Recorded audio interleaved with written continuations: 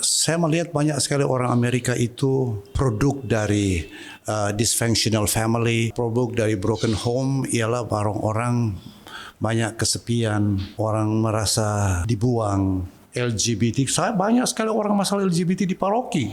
Bahkan saya sering menjadi persoalan bilang, pastor kasih komuni pada orang yang gay begini. Saya pernah digugat banyak kali. Sebagai MSC bagaimana reaksi kita? Syarat mutlak kalau saya mau menjadi misionaris, apa yang mau saya wartakan kepada orang? Apa yang saya mau wartakan sebagai MSC? Pengetahuan, orang juga pandai orang Amerika pandai.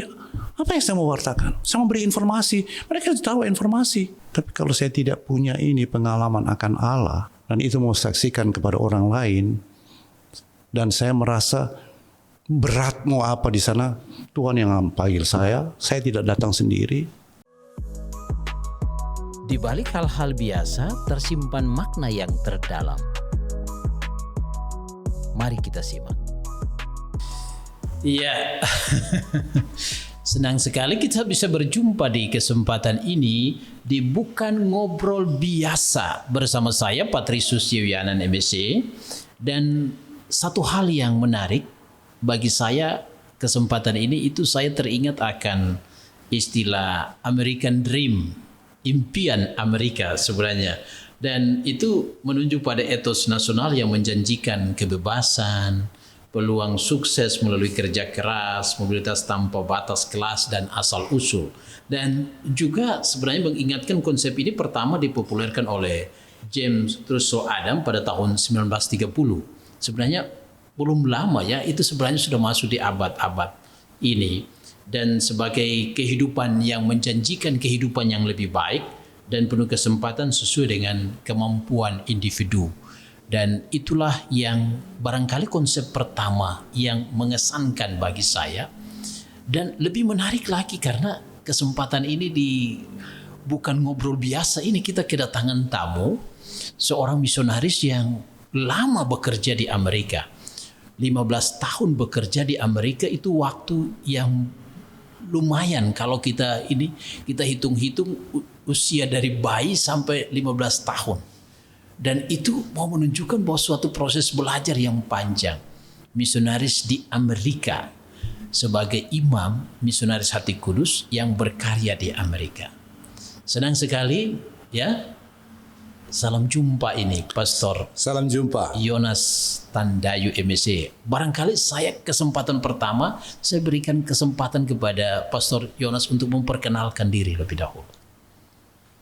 Oke, saya Pastor Yonas Tandayu, Rafael Tandayu, Missionaries of the Sacred Heart, MSc. Saya baru merayakan ulang tahun yang ke-70, jadi tidak muda lagi. 70 tahun. Sudah termasuk generasi tua. Tapi masih kelihatan awet muda ya. Awet muda. Ya. Oke, saya mengikrarkan kaul yang pertama pada tahun 1977 dan ditabiskan imam tahun 1982. Jadi tahun ini besok malah saya akan merayakan besok tepat ini hari ulang tahun kaul yang ke-48. Oh, besok tanggal 3 Desember. Wah, luar biasa. 48. Tuh. Jadi sudah imamat masih 43 tahun. Jadi 43 tahun luar biasa, 43 tahun. Pastor Yonas bisa terangkan sedikit berasal dari daerah mana di Indonesia? Oke. Ya, keuskupan mana? Saya dari Keuskupan Manado, di salah satu desa kecil Pinabetengan, Minahasa Selatan. Oke. Orang yang dari Papua, mungkin dari Maluku, mungkin tidak tahu. Pokoknya saya datang dari desa kecil Pinabetengan, mungkin 45 km dari Manado. Gitulah. 45 km. Ya, kita bisa menempuh itu ya. Ya. Mungkin kurang lebih 1 jam, 1,5 jam ya. Iya, kalau trafik sekarang sudah padat, jadi dulu mungkin 1 jam, sekarang bisa 2 jam atau 1,5 jam paling cepat deh. Gitu. Dari Pinabetengan Dari desa Pinabetengan itu kemudian masuk seminarinya di Itu mana itu? ceritanya panjang. Saya dulu sekolah di Pinabetengan sekolah dasar, SMP saya lulus SMP Don Bosco Langowan. Langowan. Sesudah lulus, pastor paroki saya, Pastor Hostenba dari Belanda, MSc, ya, dia bilang mau apa? Saya bilang saya ingin jadi pastor, tapi karena sudah terlambat masuk seminari menengah. Maka saya pergi ke SMA Rexmundi Manado. Jadi tahun kelas 2 saya karena Uskup Monsignor Mors memperkenalkan tentang seminari, dia bilang oke, mungkin saya cerita salah. Di Rexmundi kami sudah dianggap seminari di gereja seminari. Santo Yosef di situ. Saya belajar bahasa Latin, bahasa Prancis, bahasa Inggris secara kursus. Selain di sekolah belajar bahasa Inggris kursus di luar. Tapi kelas 2 Monsignor Mors meminta supaya kami pindah ke seminari Kekaskasan. Jadi setelah masuk di seminari Kekaskasan, saya ada guru kursus bahasa Latin sendiri, guru bahasa Prancis sendiri, guru bahasa Inggris sendiri. Dengan syarat nanti kalau sudah poesis kelas 3 SMA, saya harus menyesuaikan diri dengan teman-teman di seminari. Dan puji Tuhan, Tuhan itu baik ya. Dengan cara yang bagaimana Tuhan mengatur sehingga dulu saya cemas di seminari, saya bisa menyesuaikan diri dan bersama-sama dengan rekan seperti Pastor Mandagi, Pastor Pitinangon menjadi teman kelas saya. Ya, iya. Gitu. Dan kemudian ditabiskan tahun lompat. Saya ditabiskan tahun 1982 di Manado. di Manado. Ya. Tanggal 29 Juni 1982. Satu hal yang ingin saya tanyakan tentang dari Pinabetengan itu, dari data yang saya dapat tentunya Pastor Yonas kan di keluarga bukan sendirian yang menanggapi panggilan. Oh iya. Ada kakak-kakak yang suster-suster. Boleh Ya. Pastor Yonas cerita sedikit, hampir satu keluarga ini banyak masuk hidup membiara. Saya datang dari keluarga besar. Kami 8 bersaudara. 6 perempuan dan 2 laki. Dari ke-6 perempuan itu 4 jadi biarawati. Kakak yang pertama Suster Auxilia sebagai Suster YMY. Lalu kakak yang kedua Suster Yosefinia juga di YMY. Kakak yang ketiga dia masuk biara Karmel Suster Yohana. Kemudian kakak yang keempat menikah, sekarang ada di Tomohon. Kakak yang berikutnya kakak laki-laki, satu-satunya kakak, tapi dia meninggal 7 tahun yang lalu di Manado. Saya yang ke-6, lalu yang ke-7 adik saya perempuan, Suster Christine DSY. Wah, satu keluarga banyak sekali yang masuk hidup membiara ini ya. Terlalu banyak. Ya, apa yang kekuatan dasar di keluarga sehingga sangat terasa bahwa seluruh anggota keluarga ini menanggapi panggilan untuk melayani di gereja? Atau mungkin bisa cerita sedikit kekuatan di keluarga dari orang tua yang bagaimana kehidupan di tengah keluarga? Secara jujur mungkin memang keluarga itu memang sekolah atau katakanlah ya di rumah itulah memang kami dididik secara Katolik luar biasa. Mungkin karena keluarga dari sebelah mama, keluarga sebelah papa juga dua-dua keluarga Katolik. Kami berasal itu. Tapi yang paling saya tidak akan lupa, kami di rumah sejak kecil sudah dibiasakan berdoa pagi-pagi, kami berdoa bersama. Malam sebelum tidur semua doa rosario, semua wajib semua doa di tengah. Kami biasa begitu. Saya pagi-pagi, coba bayangkan saya masih kecil, mama pertama kasih bangun sudah bersembahyang. Kan pagi-pagi semua sembahyang bersama. Papa agak sedikit malas berdoa seringkali. Tapi mamaku kuat sekali dan itu kebiasaan. Doa rosario malam sebelum tidur, jadi doa rosario sudah jadi biasa. Lalu mungkin karena rumah kami di samping gereja, jadi dan sekolah juga. Jadi gereja menginspirasi kami semua, menginspirasi orang tua, sehingga katakanlah iman begitu ditanamkan bukan sekedar pengetahuan, tapi suatu cara hidup. Saya tidak lupa ibu saya kalau dia berdoa, di situ saya mengerti apa itu berdoa. Berdoa bukan Bapa kami, Salam Maria, kemuliaan kepada Bapa. Dia kata-kata spontan keluar, itulah menjadi doanya. Seringkali dia tidak tahu kami intip, dia bilang Tuhan berdoa untuk Alo. Saya biasa dipanggil Alo di rumah. Alo di rumah dipanggil Alo ya. Dia bilang, aduh kasihan dia mau pergi sekolah, mau ujian begini, harap juga dia lulus Tuhan. Oh begitu kok tidak berdoa. Bukan. Dulu kan saya membayangkan waktu masih kecil doa Bapak kami. Dulu saya masih kelas 4 SD, kami biasa pergi ikut ziarah ke Woluan setiap tahun. Lalu satu waktu mama saya bilang, tahun ini cuma Alo yang boleh pergi ziarah. Mungkin ada rencana apa, saya tidak tahu. Saya dibawa kelas 4 SD. Lalu di Woluan itu pergi ziarah, kalau mamaku beli lilin. Lalu dia kasih, Alo pergi sembahyang di situ. Kita bilang, mau sembahyang apa? Bodoh, kan itu masih kecil.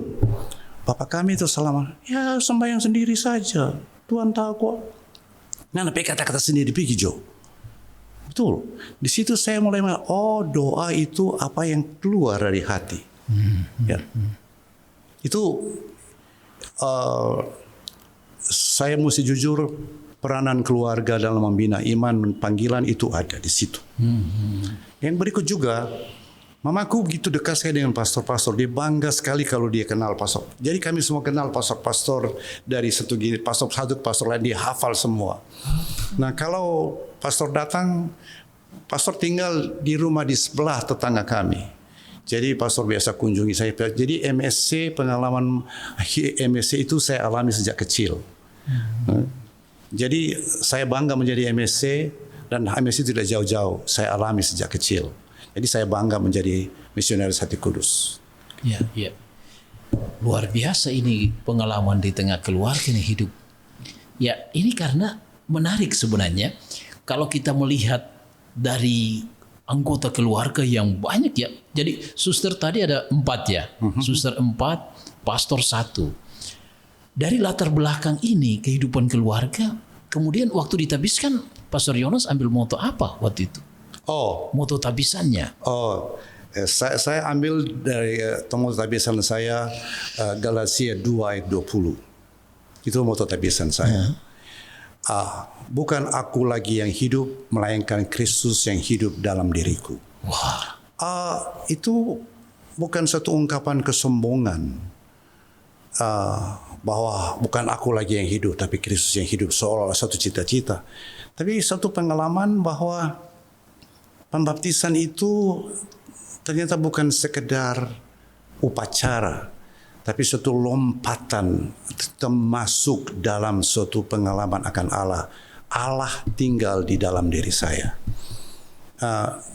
Jadi penghayatan pembaptisan itu saya coba olah, tumbuh, dan kemudian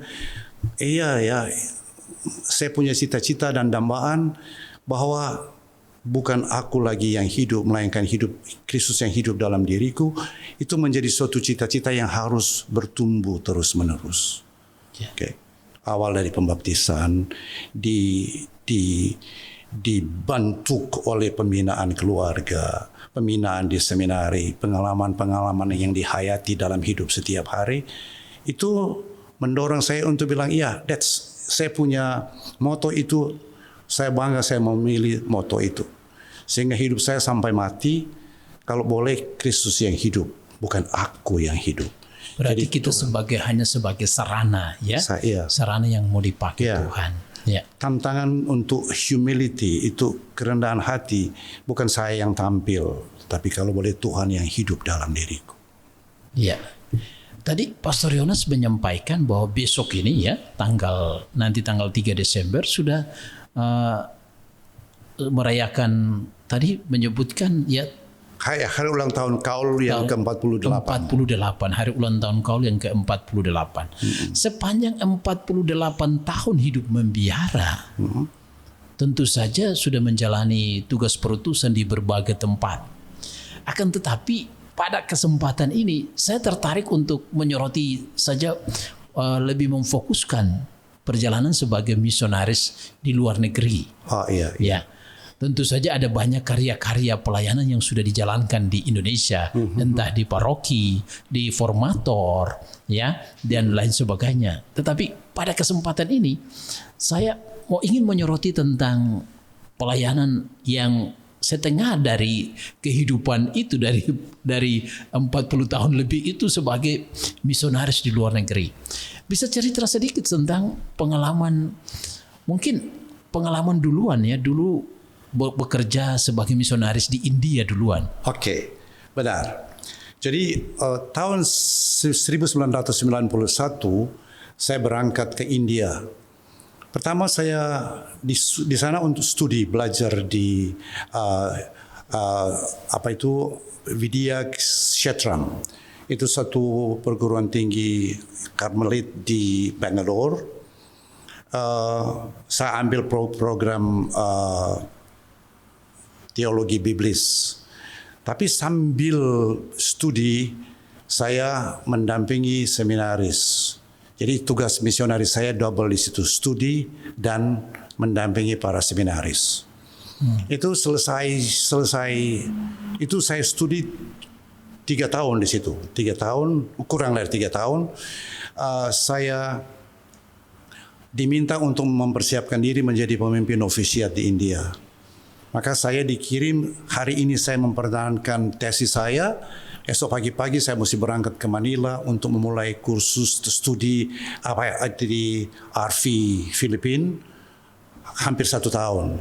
Lalu saya balik ke India untuk tugas sebagai pemimpin novisiat di Bangalore, India.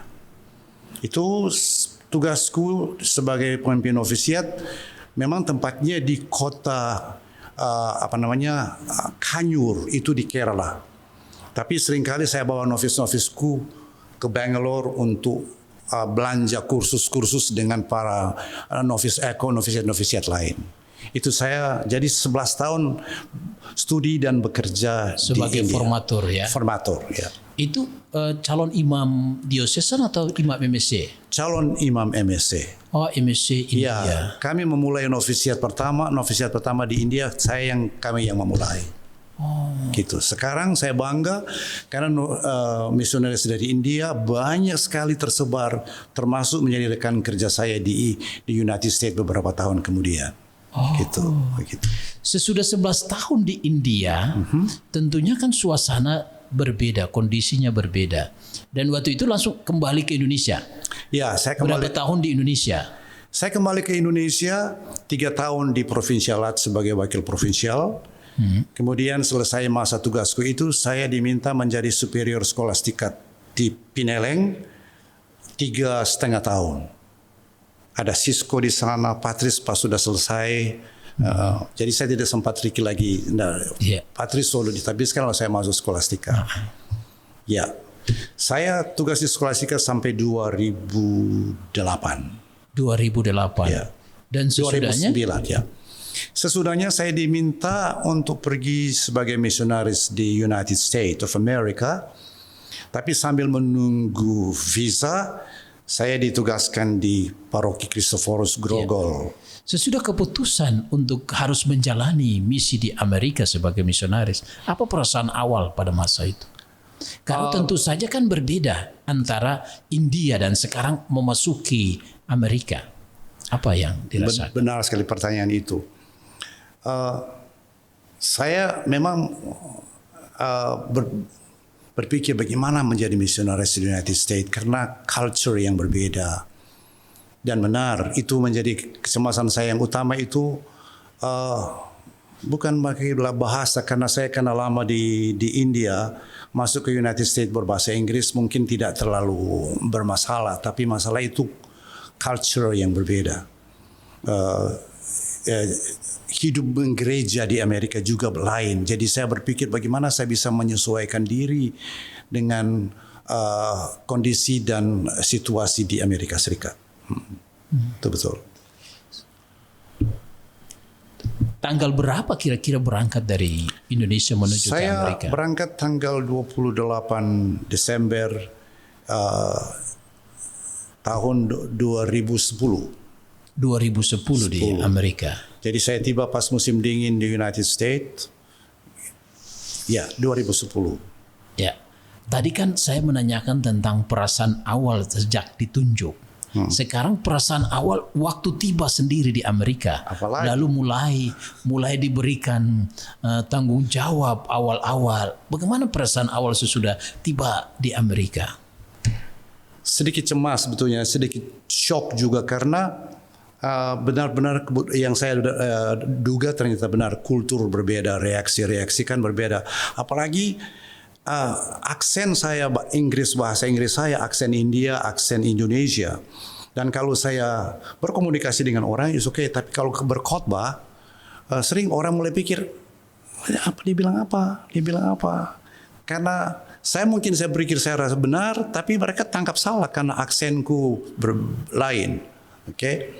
Tapi lama-kelamaan, mungkin karena jadi biasa berkomunikasi rapat dan apa semua sambil mendengarkan orang-orang sambil tertawa karena mereka salah tangkap kataku. Jadi itu. Tapi yang paling yang tantangan saya itu kultur yang berbeda. Ya. Kultur apakah itu berkaitan dengan perjumpaan dengan orang Amerika semata? Iya. Ataukah yang bagian awal tadi saya katakan American Dream, ada banyak orang dari berbagai negara di seluruh dunia yang datang di Amerika. Ya, yang bagus di Amerika Serikat itu ialah Amerika welcome terhadap any nation, any country, any people come to United States dan mereka dihargai dan dihormati. Jadi saya tidak terkejut lagi melihat ada orang dari Malaysia, ada orang dari Jepang, dari orang Korea, orang Venezuela, orang Kongo, orang-orang Italia menyatu. Dan semua merasa dihormati dan dihargai. Ya. Tetapi di lain pihak, sebagai pendatang baru, saya kali berpikir, misalnya contoh, kalau kita biasa di sini, sebagai pastor saya boleh kunjungi orang ke rumah, tiba-tiba kunjungi, saya mau datang ke situ ya, dan umat di sini bilang welcome. Tapi kalau di sana ofensif, orang merasa diserang kalau kita tiba-tiba datang tanpa permisi, tanpa memberitahu. Dan kunjungan rumah itu tidak terlalu biasa di sana, tidak biasa. Jadi orang datang mengenal satu sama lain, ada di gereja, di pastoral center, di aula-aula begitu. Tapi tidak ada seperti di lingkungan-lingkungan di sini ada misa lingkungan. Itu beda sekali. Itu tantangan dari sisi pelayanan pastoral dan segi kultur juga. Di Amerika penempatan pertama di paroki mana bisa saya sampaikan? Tahun pertama saya ditempatkan di Nazareth.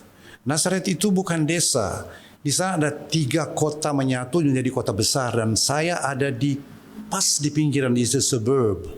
Jadi orang-orang mentalitas itu orang-orang kota semua. Jadi pada umumnya orang-orang di sekitar situ orang-orang mungkin high class juga karena umat saya banyak sekali dokter-dokter, perawat-perawat, pilot internasional itu bekerja di situ. Waktu-waktu awal saya sedikit minder karena orang-orang begitu ya, tapi lama-kelamaan jadi biasa juga. Ya. Itu negara bagian mana bisa disebutkan? Nazareth, kota di pinggir di perbatasan negara bagian New Jersey, tapi kami ada di negara Pennsylvania, satu negara bagian Pennsylvania. Kira-kira 72 mil dari kota New York itu tempat itu. Jadi tidak jauh dari kota New York. Tidak jauh juga ke kota Washington. Saya di antara New York dan Washington. Jadi Misi MSC di tempat itu kira-kira bisa disebutkan data sejarah, Benar. sejarah awal misi MSC di tempat itu. Kota Paroki Nazareth, paroki saya Holy Family Nazareth, keluarga kudus Nazareth. Sudah dilayani oleh MSC selama 103 tahun. 103 tahun di situ ya. Ya, karena dimulai 1902 MSC mulai bekerja di situ. Sebelumnya Pastor Projo, jadi sudah 103. Di sana ada daftar ditaruh di batu itu imam-imam ini siapa pastor kepala, pastor ini dari tahun ke tahun. Jadi saya hafal itu. Jadi sudah 103 tahun kami di situ. MSC yang bekerja di situ. Berarti Pastor Jonas MSC Indonesia pertama di tempat itu? Benar. Atau Saya MSC Indonesia pertama. yang bekerja di paroki Di itu? paroki. Ah, Saya di situ waktu pertama sebagai parochial vicar. Jadi pastor rekan. vikaris parokial. Iya, vikaris parokial. Tapi hanya 1 tahun lebih provinsial minta saya, boleh Yonas pergi jadi pastor kepala paroki di negara bagian di New York. Saya waktu itu sedikit ragu-ragu. Saya bilang, saya belum biasa jadi pastor kepala, apalagi kalau di Indonesia oke, saya bilang mau saja, tapi di sini saya ragu-ragu. Tapi saya bilang boleh asal pastor yang sebelumnya mendampingi saya sebulan sebagai untuk orientasi. Dan provinsial menyetujui, maka saya pindah ke negara bagian paroki Watertown. Rumah MSC pertama di Amerika Serikat adalah Watertown. Di sana saya 8 tahun sebagai pastor kepala paroki di situ. 8 tahun. 8 tahun sebagai pastor kepala paroki. Ya, para sahabat, ini bukan ngobrol biasa dan luar biasa. Kita lihat dengarkan sharing awal tadi dari Pastor Jonas Tandayu MSC, dan kita mulai dari Watertown ini. Kira-kira umat yang dilayani di paroki ini berapa banyak umat di Katolik di paroki ini? Dan kemudian mungkin Pastor Jonas sedikit cerita tentang populasi orang Katolik di Amerika. Boleh. Watertown itu kota sedang ya, dan sangat Katolik sehingga di situ ada banyak paroki. Salah satu di situ paroki MSC. Paroki MSC di situ kami cuma ada, tidak terlalu besar parokinya, 1.100 keluarga. 1.100 keluarga. Kami hitung berkitu, kami tidak hitung jumlah umat tapi per keluarga. Dan saya bangga karena itu rumah MSC pertama di benua Amerika ada di Watertown. Di sana dulu ada seminari, ada tempat pembinaan bruder, semua di satu kompleks yang sama. Dan saya tinggal di biara pas di belakang gereja paroki. Umat yang saya layani di situ umumnya orang-orang bule. Tidak ada orang hitam, tidak ada orang, hanya ada 1-2 keluarga orang Filipina, yang sisanya orang-orang berkulit putih. Dan umumnya orang-orang setengah keturunan Prancis, 1/4 orang-orang Irlandia, dan sedikit orang-orang Italia. Yang sisanya 2 keluarga Filipina, gitu kira-kira. Di Watertown sendiri. Nah, secara keseluruhan populasi orang Katolik di Amerika sekarang, dan secara khusus juga di negara bagian tempat Pastor Jonas bekerja. New York adalah satu negara bagian besar dan jumlah orang Katolik besar sekali di negara bagian New York, termasuk di Watertown. Di New York sendiri negara bagian ada 10 keuskupan. 10 keuskupan. Nah, orang Katolik di United States pada umumnya jumlahnya 76 juta. Dan kelompok terbesar, agama terbesar di Amerika Serikat adalah Katolik, karena orang Kristen yang besar tapi ada macam-macam denominasi. Jadi orang Katolik 76 juta. Dan jumlah keuskupan 189 atau 190 keuskupan. Keuskupan di seluruh Amerika. Seluruh Amerika. Dan orang Katolik itu yang banyaknya itu ada di Northeast. Northeast dari berarti mulai Massachusetts, Connecticut, Rhode Island, New York, Pennsylvania, New Jersey. Dan itulah gudang Katolik di United States. Lalu yang kedua di selatan, bilang apa itu negara? Tenggara Barat Daya, ya. Di Texas, di situ banyak orang Katolik karena pengaruh dari orang-orang imigran dari Amerika Selatan pergi ke situ. Kemudian pusat Katolik juga di California, karena di sana ada 12 keuskupan. Jadi 3, tapi yang paling banyak itu di Northeast di mana tempat saya bekerja. Karena di situ banyak sekali, di mana-mana gereja, di mana-mana seminari tinggi, di mana-mana universitas Katolik. Ya.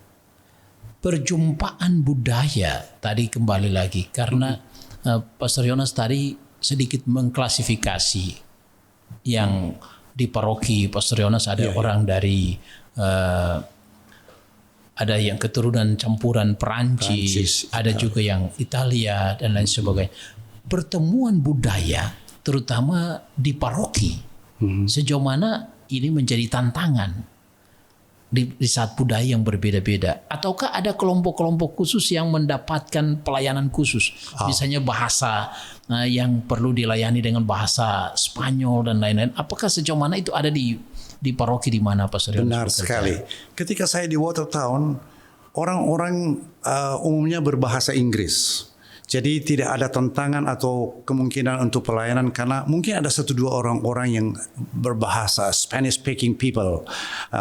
Tetapi ketika saya pindah kembali ke Nazareth tahun 2020, saya jadi pindah kembali ke Nazareth sebagai pastor kepala paroki. Itu paroki besar, 3.400 keluarga di situ. 3.400 keluarga, mayoritas orang-orang berkulit putih, 95%. Yang sisanya ada orang Korea, orang-orang Filipina, ada 3 keluarga India, ada 1 keluarga Bangladesh, begitu kira-kira. Tetapi karena posisi Nazareth itu pas di pinggiran kota besar itu, banyak sekali pabrik-pabrik, banyak sekali rumah sakit besar. Dan banyak orang-orang yang datang, imigran-imigran cari pekerjaan di situ.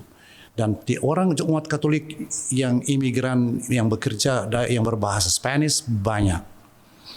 Hanya karena saya terlambat belajar bahasa Spanish, saya amati banyak orang-orang Spanish datang ke gereja. Tapi mereka berbahasa Inggris, mereka mengerti. Tetapi kan sebagai satu bangsa yang berbahasa Spanish ada satu kecondongan untuk berkumpul.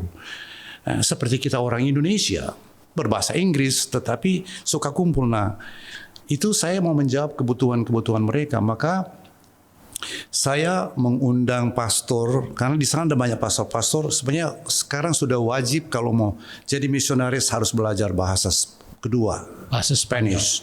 Seperti Givan, dia sebelum memulai dia harus pergi ke Colombia untuk belajar bahasa Spanish itu. Nah, di paroki saya, karena ada banyak, meskipun mereka tidak susah untuk ikut bahasa Inggris, bisa bahasa Inggris, tetapi kami berusaha untuk memberikan kesempatan untuk kelompok Spanish speaking. Ada katekese Spanish speaking, katekism, ada misa bahasa Spanish sekali dalam seminggu. Oke. Gitu. Hal perjumpaan budaya ini tentu saja kan luar biasa. Tadi diungkapkan tentang pelayanan khusus kepada komunitas-komunitas. Ya. Tapi sejauh mana hal ini nampak di kehidupan komunitas sendiri, komunitas pelayanan? Pastor-pastor dari misionaris dari Indonesia, apakah dari India, dari negara lain? Bisa Pastor Yonas bisa sebutkan itu? Saya di paroki saya, 2 pastor parokial vikar saya, 1 dari India, 1 dari Fiji. Oke. Coba bayangkan di rumah ada 3 imam dari bangsa yang berbeda, bahasa yang berbeda. Nah, bahasa Inggris menjadi satu jembatan untuk berkomunikasi. Tetapi setiap saat kalau saya dengar mereka kalian dapat telepon, ya bisa ada bahasa Fiji atau satu bahasa India. Sudah sangat lazim saya dapat telepon dari Indonesia. Lalu teman-teman sering cuma, selamat pagi. Mereka tiru kalau apa. Jadi itu perjumpaan itu rasa hormat dan menghargai budaya. Dan saya bangga sebagai orang Indonesia. Begitu juga karena kami hidup bersama. Kalau komunitas kami juga komunitas yang lebih besar, karena di Pennsylvania di kami tinggal ada provinsialat di situ, ada rumah orang tua di situ, cuma 12 menit dari drive dari tempat saya ke rumah MSC. Nah, kami ada pertemuan secara teratur dan sering ada misa yang dikelola. Misalnya saya dengan Herman bisa mengorganisir misa bahasa Indonesia dan pastor-pastor lain bisa ikut. Kami ada acara tidak sering, tapi misalnya ada kapitel atau rapat tertentu, kami boleh dibagi kelompok. Ini misa oleh orang Fiji, misa kali ini orang Vietnam, misa kali ini orang Indonesia, gitu. Dan diberikan kesempatan untuk tampil dengan bahasa dan budayanya juga. Ya. Karena Amerika sudah biasa dengan bahasa-bahasa begitu, budaya begitu. Jadi bukan dipaksakan, tapi suatu kami praktekkan karena karena Amerika sudah lama menjadi tradisi welcome terhadap bangsa mana saja. Di kota New York ada 99 kelompok bahasa di kota New York. Saya juga terheran-heran, orang bicara di sini berbahasa ini bahasa, kamu dari mana? Egypt. Kamu bagaimana? Kongo. Oh, itu bahasa Kongo. Oh iya. Di kereta api atau di mana di jalan. Jadi kota New York dan Amerika Serikat sudah menjadi representasi dari seluruh dunia karena terbuka. Kembali lagi berhadapan dengan multikultural ini, model pastoral yang bagaimana yang dikembangkan, terutama perhatian untuk keluarga-keluarga. Yeah. Dan yang lebih khusus lagi, saya ingin tahu ya perhatian kepada orang-orang muda. Oke. Saya merasa bahwa yang paling relevan dan mendesak di United States sekarang, dan kami sudah mulai, pastoral keluarga dan pastoral kaum muda. Mengapa? Backgroundnya begini, di Amerika banyak sekali dysfunctional families. Banyak sekali dysfunctional family karena banyak perceraian. Banyak sekali. Saya terkejut sekali.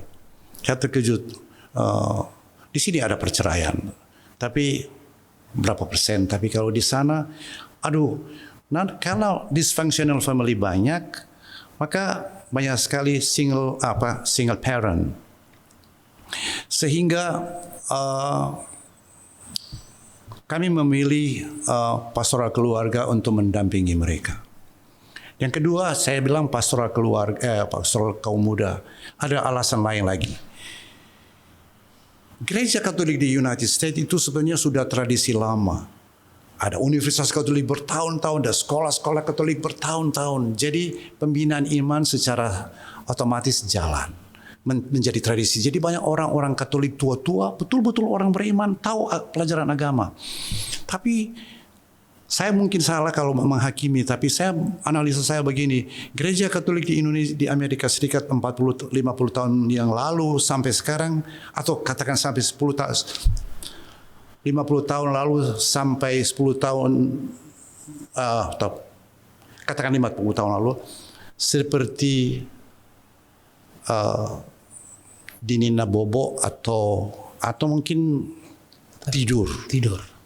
Kalau saya katakanlah tidur. Mengapa? Banyak anak-anak muda yang mengaku diri Katolik tapi tidak pernah datang di gereja.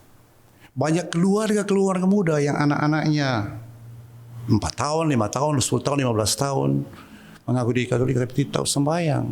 Maka datang ke gereja 1 bulan sekali, 1 tahun sekali. Malam Natal saya sampai 9 misa malam Natal penuh sesak. Lalu yang datang itu keluarga-keluarga muda yang tidak pernah datang di gereja, datang setahun sekali. Nah, akibatnya anak-anak mereka tidak dididik secara Katolik. Alasan kedua ialah banyak sekali sekolah Katolik ditutup. karena alasan terlalu mahal. Saya mengelola sekolah bertahun-tahun, 5 tahun, 6 tahun terakhir saya ngurus sekolah, ngurus sendiri dari TK, SD, SMP, SMA itu murid sudah mulai turun. Kenapa? Karena mereka tidak mampu bayar. Karena orang tua diwajibkan bayar pajak, tetapi tidak diimbangi dengan bebas bayar sekolah. Sedangkan sekolah tetangga kami, sekolah terbaik di salah satu sekolah terbaik di Pennsylvania, sekolah negeri ada di Nazareth. Jadi orang keluarga Katolik tergoda untuk pergi ke sana, sekolah bermutu, tidak bayar. Ya. Apa efeknya? Ialah anak-anak muda Katolik yang mengaku diri Katolik, mereka haus dalam pembinaan. Karena mereka tidak pelajaran agama Katolik tidak ada. Maka di Gereja Katolik Amerika Serikat, katakan 15 tahun terakhir ini, fokus pada pembinaan katekese, pelajaran katekese. Di gereja, di paroki. Karena mereka tidak di sekolah tidak boleh bicara Tuhan di dalam gereja, di sekolah. Di sekolah negeri bicara tentang Tuhan, guru akan digugat. Tidak boleh, karena perpisahan antara gereja dan negara itu di Amerika Serikat kuat sekali. Jadi mau ke sekolah tanggung diatur oleh pemerintah. Kalau sekolah Katolik karena dipisah dengan gereja dan negara tidak dibantu sedikit pun oleh pemerintah. Jadi orang Katolik, orang tua yang kirim anak-anak ke sekolah Katolik penuh pengorbanan karena mereka bayar mahal sekali. Paling murah satu anak mesti bayar 5 atau 6 ribu dolar. Karena itu mereka lebih memilih ke sekolah. Sebenarnya dulu sekolah Katolik penuh. Jadi sekolah Katolik penuh, gereja penuh, paroki bisa membiayai sekolah. Sekarang karena anak-anak muda, orang keluarga muda tidak pergi ke gereja, gereja tidak penuh, penghasilan berkurang, tidak bisa mengelola satu sekolah. Tidak menjalankan satu sekolah karena dulu dibantu oleh paroki. Sekarang orang tua murid mesti, memang paroki mesti keluarkan duit banyak, tapi tidak mampu lagi. Jadi banyak sekali sekolah bangkrut, terpaksa tutup. Akibatnya apa? Anak-anak pergi ke sekolah negeri, tetap mengaku diri Katolik keluarga mereka, tapi imannya kosong. Maka pastoral keluarga dan anak muda penting. Tetapi tantangan terbesar sekarang pilihannya itu, tapi kesulitannya ialah orang Amerika dari kecil sampai SMA, mereka pergi kemana harus didampingi oleh orang tua. Nah, baru-baru saya hadir di beberapa gereja sini, ada latihan, retret, putra altar, putri altar, 100 putra, 100 putri.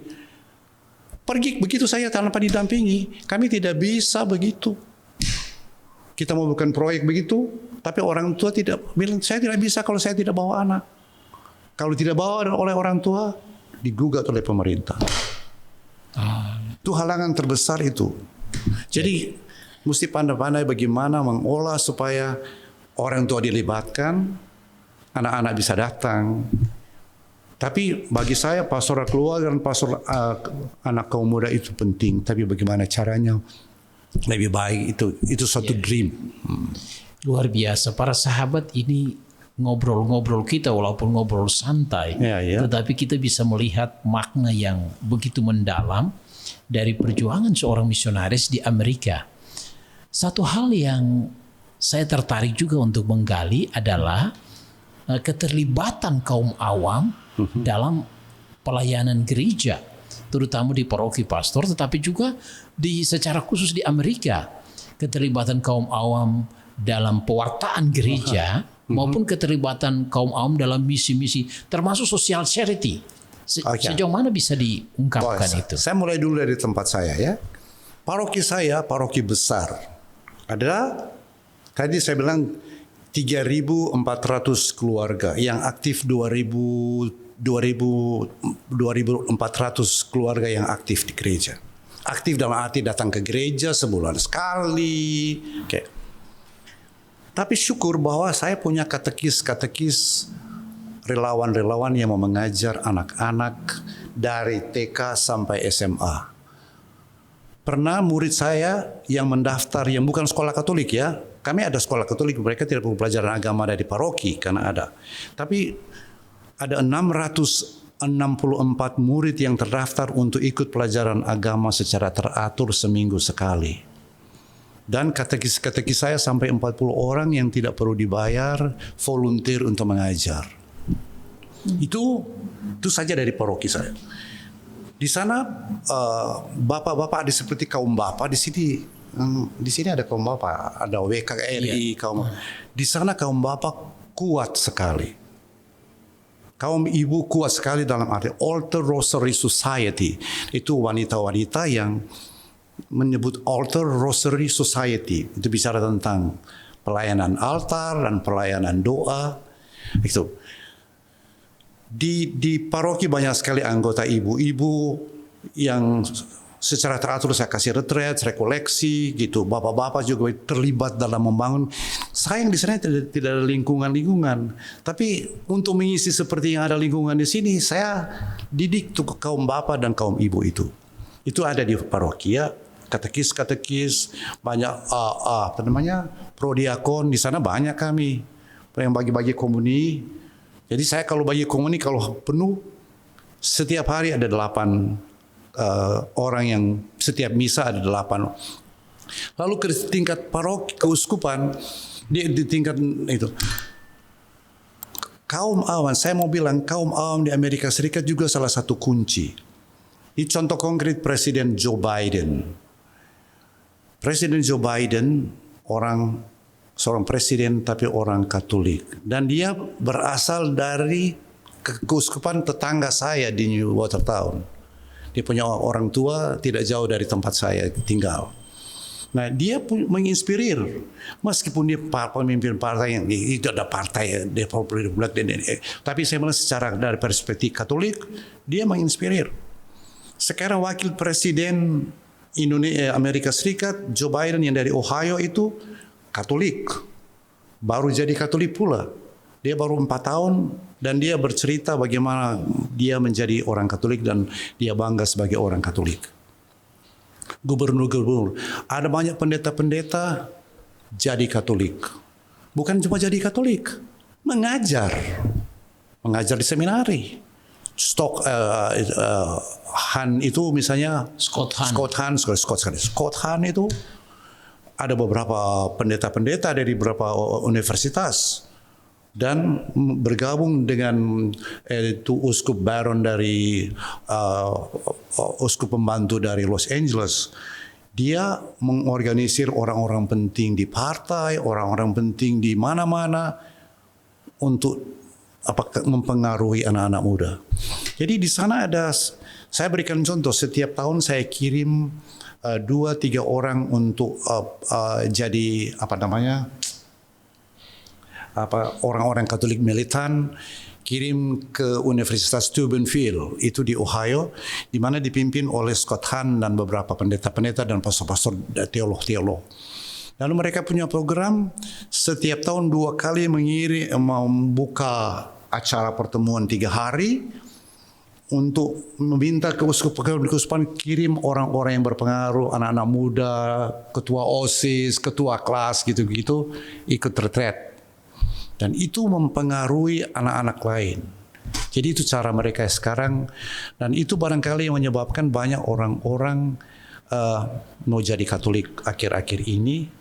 Pun sudah Katolik tapi bertobat menjadi Katolik, gitulah. Ya. Peranan awam yang begitu besar ya. Keterlibatan saya lihat perhatikan di media-media sosial ya, di YouTube dan di berbagai media sosial itu katekisi dari Amerika, dari Katolik Amerika sangat kuat. Karena ada 3 televisi besar nasional dan itu ditonton oleh semua lapisan mulai orang tua sampai anak-anak gitu. Ada di di negara bagian di Louisiana 1, ada 1 di Massachusetts di Boston, ada 1 TV besar di Los Angeles. Jadi tersebar di apa itu Amerika ada Northeast, South dan West. Dan televisi itu orang nonton program pembinaan, retret, ekaristi. Bahkan lain kali saya bilang kita lain kali bilang begini, orang telepon pastor saya tidak bisa hadir misa. Kenapa? Saya mau nonton TV saja, misa saja. Dia bilang boleh nonton tapi tidak lengkap itu. Kamu datang ke gereja. Tapi segi positifnya orang ikut, orang dengar pewartaan itu melalui sosial media itu. Bukan hanya TV saja.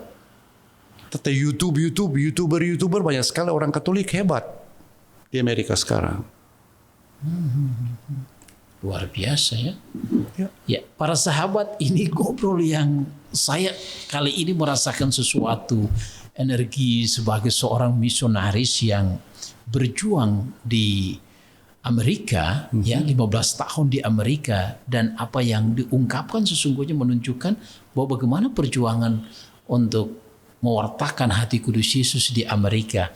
Apa kekasan, ya, kekasan secara khusus sebagai seorang misionaris hati kudus yang ingin ditunjukkan, yang selama ini sudah ditunjukkan di sana, ya selain dalam pewartaan tadi, tapi pendekatan konkret. Oke. Seperti saya bilang, kami sudah ada kesepakatan di level provinsi karena kami sering pertemuan bersama. Bilang apa kira-kira yang menjadi fokus provinsi MSC United States, entah itu dari Korea, entah itu dari Philippines atau dari India.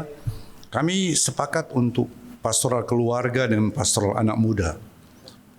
Tetapi ada khas karya MSC di United States itu kami ada yang sudah lama, sebenarnya sudah 15 tahun atau jalan itu retret penyembuhan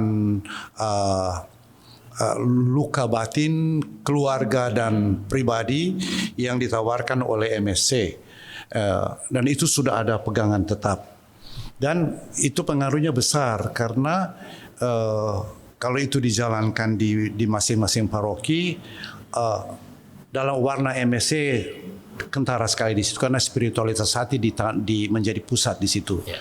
Allah yang berbelas kasih, Allah yang menyembuhkan, Allah yang mengasihi, Allah yang peduli gitu. Yeah. Kami ada itu retret itu sudah mulai. Itu sebagai kekasan. Dalam ya. Sesudah 15 tahun bekerja di Amerika, Sir Yonas, kira-kira apa yang ditemukan, terutama melihat perkembangan yang selain perkembangan pesat di Amerika, sejauh mana saya kembali lagi, tentu saja gereja menghadapi tantangan dari pandemi, ya, ini menyentuh bagi semua negara. Perhatian dari paroki untuk social charity terutama. Yang kedua adalah perhatian khusus, ya, untuk orang-orang yang dalam arti kutip, ya, kadang-kala terpinggirkan. Sejauh mana ini menjadi perhatian mereka yang sakit, mereka yang kadang-kala mengalami dunia sekarang itu sebut sebagai mental health, gangguan-gangguan yang kecemasan dan lain sebagainya. Sejauh mana ini perhatian terutama di Amerika? Oke. Saya mulai dulu dari fenomena yang ada di United States. Saya melihat banyak sekali orang Amerika itu produk dari dysfunctional family, produk dari broken home, ialah orang-orang banyak kesepian, orang merasa dibuang. Ada unsur lain lagi yang disebut LGBT. LGBT itu suatu isu besar di United States. Okay? Jadi orang-orang miskin, orang terpinggiran, ada masalah ketiga. Jadi broken home, LGBT, tapi masalah yang ketiga, Amerika itu suatu impian dari banyak orang. Jadi banyak sekali orang datang secara gelap, paksa dengan boat dari negara-negara miskin. Tiga masalah. Dan itu sudah menjadi kesepakatan dari MSC Amerika bahwa kita fokus ketiga hal ini. Spiritualitas hati memungkinkan orang-orang ini diterima. LGBT. Saya banyak sekali orang masalah LGBT di paroki. Bahkan saya sering menjadi persoalan bilang, pastor kasih komuni pada orang yang gay begini. Saya pernah digugat banyak kali. Itu sebagai MSC bagaimana reaksi kita? Pun saya pernah diserbu, dia berteriak karena paroki kami Nasar itu paroki kaya, salah satu paroki terkaya di keuskupan. Jadi orang tahu, jadi orang rela menyumbang.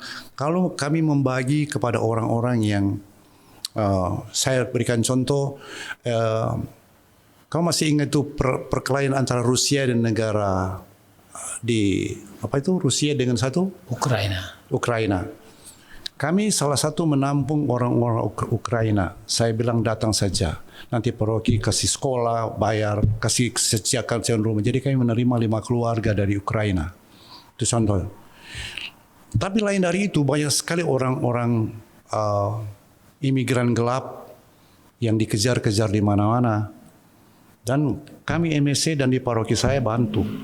Dan itu bapak-bapak dan ibu-ibu kumpul sumbangan bagi kemana-mana. Hingga satu saat partai yang anti imigran yang Trump itu di paroki banyak.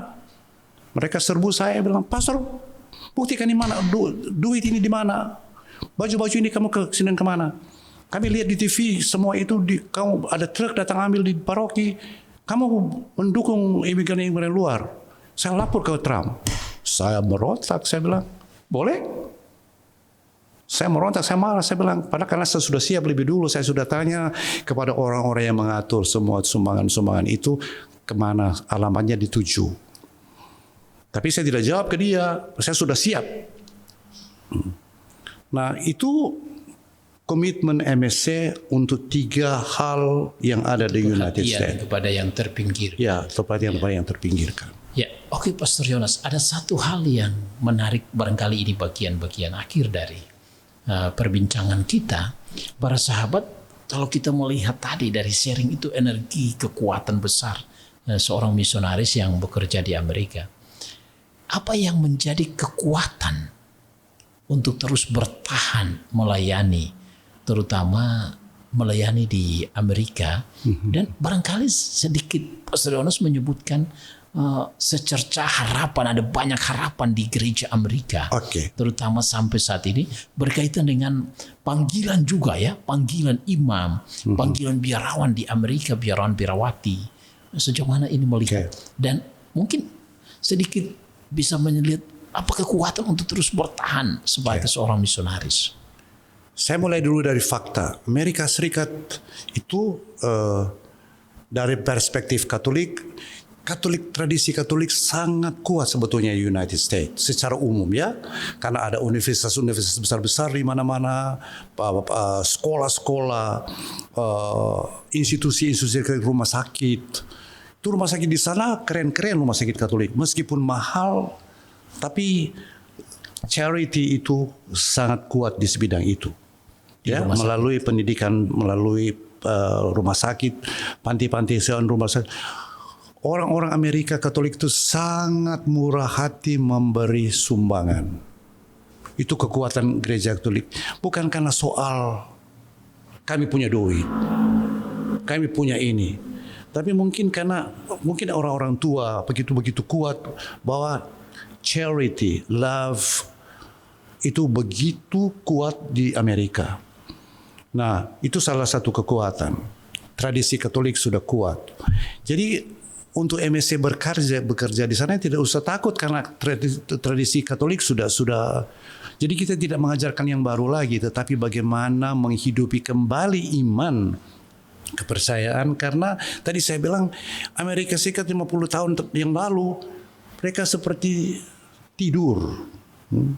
Uskup-uskup tidur, imam-imam tidur. Baru sekarang seminari-seminari yang dididik secara tradisional begitu kuat. Sekarang kalau kamu lihat orang pakai jubah hitam di mana-mana, pastor-pastor frater-frater muda, pastor-pastor muda, itu menginspirir anak-anak muda sekarang. Oke, mungkin itu reaksi terhadap apa yang dulu tidur. Oke, lalu kembali ke ke soal di mana rahasia dan apa sebagainya. Saya rasa dalam kondisi seperti itu, alienasi manusia di Amerika dan apa semua sudah lelah dengan hal-hal yang materialisme dan apa semua, mereka menemukan di dalam gereja Katolik kedamaian. Di sana adorasi itu di setiap paroki saya 1 minggu 2 adorasi, hari Rabu dan hari Jumat, dan adorasi itu terbuka. Jadi saya harus ada di situ. Kami bergantian yang 2 pastor pembantu karena umat datang anytime. Itu salah satu. Yang kedua mungkin karena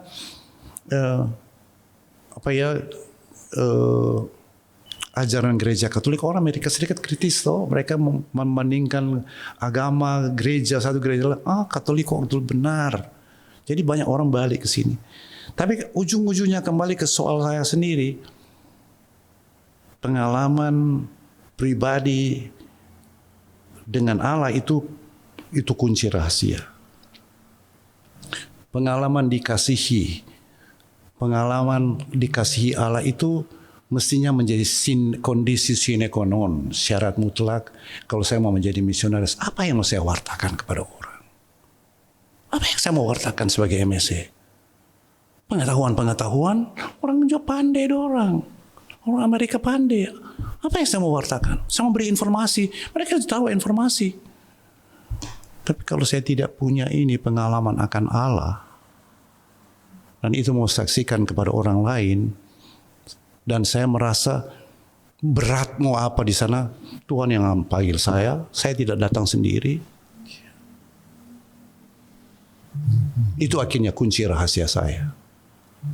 Makanya saya pergi kemana, ke Amerika waktu itu dengan takut seperti itu. Dan waktu saya paling indah kalau saya di Watertown itu.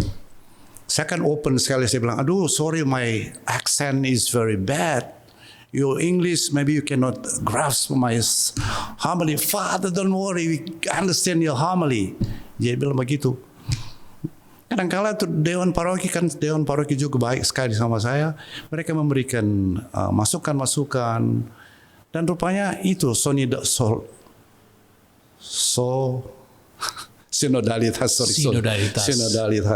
Ya.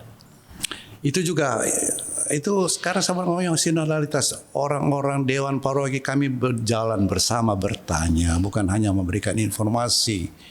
Orang-orang pandai. Jadi bagaimana saya menemani dan mendengarkan mereka. Ternyata itu pastoral juga penting begitu. Dan saya merasa diterima. Dan karena saya diterima, saya berani memberikan apa yang saya miliki. Ya.